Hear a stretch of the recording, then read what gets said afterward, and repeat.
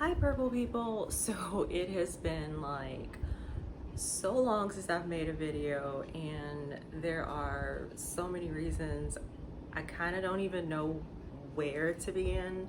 So I'm just not even gonna get into it. I'm just gonna say, since the last time I've made a video, I've gotten a new diagnosis when it comes to my epilepsy, and it's called migrelepsy. So for those of you who have not seen my earlier videos, I suffer from chronic migraines as well as epilepsy.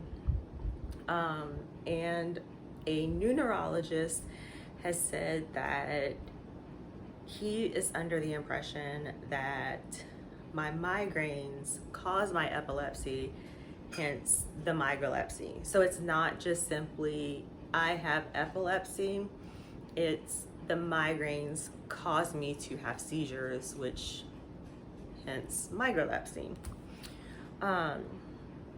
So I just wanted to put that out there. I'm still learning about it. They put me on new medication on top of my existing medication to see if they could possibly control it. As of now, it's not really helping. Gonna still give it some more time. I'm still under the care of my previous neurologist, so I'm currently seeing two neurologists just to see what can be done, if anything, to help control it. Just kind of take it from there.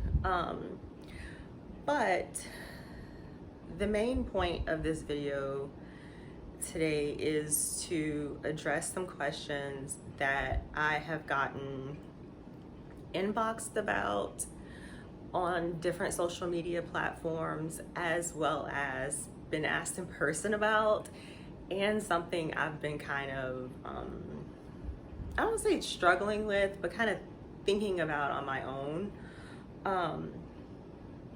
And I'm sure people with other chronic illnesses can relate to this, but as I always say in my videos, I can only speak about it from not only my point of view, excuse me, but also from someone with epilepsy. So I can speak on it from having epilepsy, and I can only speak on it from my perspective, my point of view, and my experiences, because as you all know, everyone's experience is going to be different. Every chronic illness is different. And even within epilepsy, there are so many subsects of epilepsy. Everyone's experience is going to be different. So this is just Tamika talking, okay? There are so many parts of epilepsy that are, I guess in some ways, like, I don't have a better word than embarrassing. There are some parts of epilepsy that I experience, I don't tell anyone about because I'm just flat out embarrassed to say.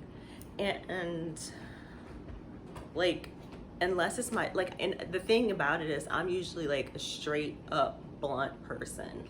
Like, I will say anything to anyone. Like, my kids are like, oh mom, like, I can't believe you said that. Like, and even like my closest friends, they, you know, they, like, we talk about everything.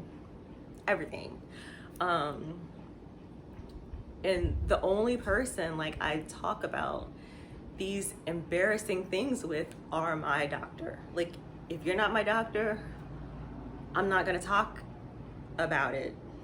And the only reason I talk to him about it is because he's my doctor and he needs to know in order to better help me. So it's like, even within the epilepsy community, like, I don't think I found one person that I was like, hey, like, do you experience this? Do you experience that?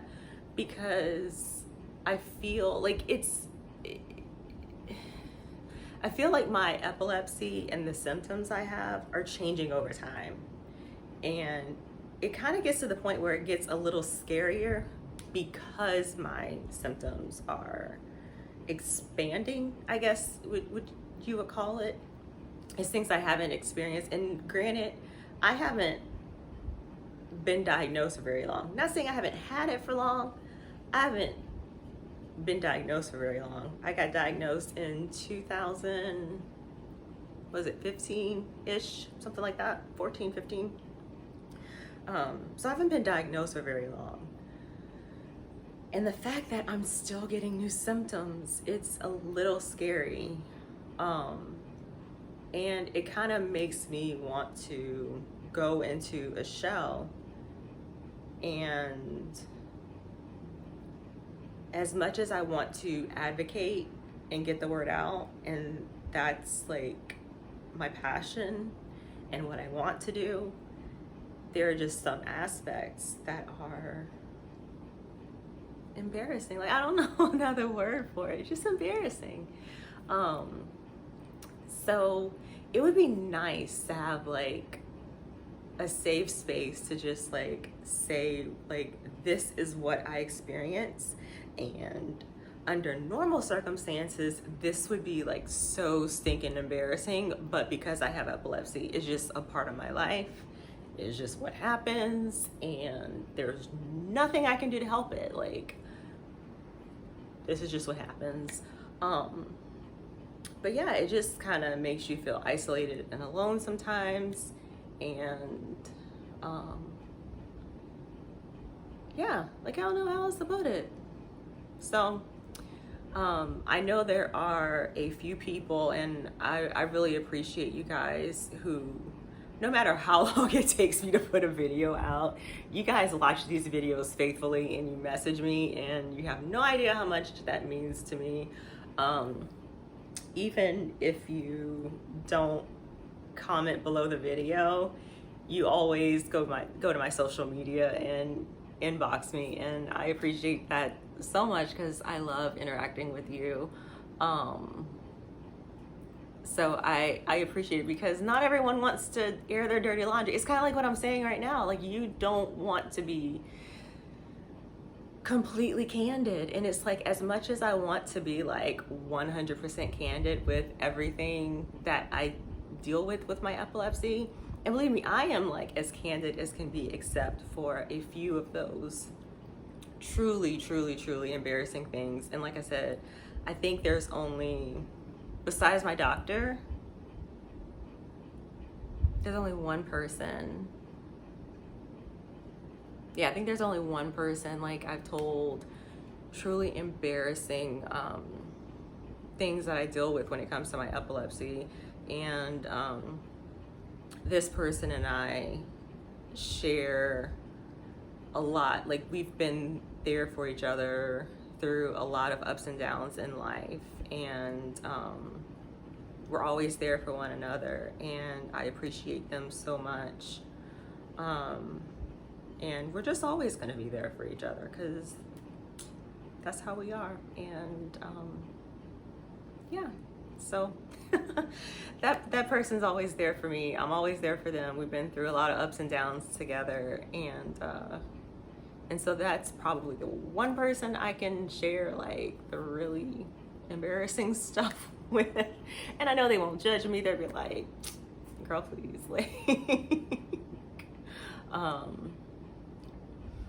so they're always supportive, understanding, checking on me, like a couple times a week, checking on me and seeing how things are going. But you need that support system to constantly check on you, because people with chronic illnesses are not okay. Like, we are never okay. We are constantly up and down, because on top of dealing with normal life, we have chronic illness, and then that usually comes with some type of depression or anxiety. And we're always smiling because we're pushing through. So yeah, so having a support system is really important. Not only a support system, a healthy support system. So it's okay to not be okay. And for all of you that are dealing with not only epilepsy, but any chronic illness, it's okay to be quote unquote embarrassed by certain symptoms because it's not something you can control. So don't feel bad about not being able to control it. We all have those embarrassing symptoms that we can't control and we wish we could. Unfortunately, what are you gonna do? I mean, you can't control it. So, but I just wanted to hop on here, check in for one, update you on my epilepsy, and just say, yeah, embarrassing symptoms suck. And it's something that every chronic illness has embarrassing symptoms. You're not by yourself, you're not alone. And as always, comment below, inbox me, and we can share our embarrassment together. Let's be embarrassed together.